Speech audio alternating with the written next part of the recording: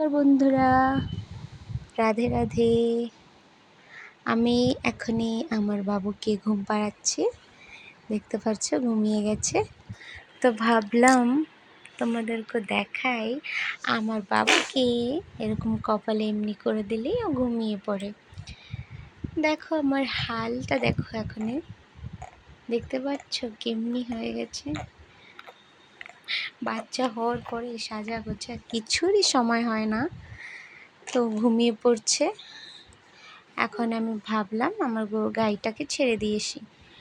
আমি গাইটা ছাড়তে যাচ্ছি। গাইটা বাঁধা ছিল, আর বেঁধে রেখে দিলে তোর খাওয়া দাওয়া কিছু হবে না। কেন কি গাই বাছুর যখন বাইরে থেকে হেঁটে চলে খাওয়া দাওয়া যতক্ষণ ওরা না করবে ওদের পেট ভরে না। খাবার তো ঘরে দেওয়া হয়েছে, কিন্তু তাতে তো ওদের পেট ভরবে না। তো চলো আমি একটু ছেড়ে দিলে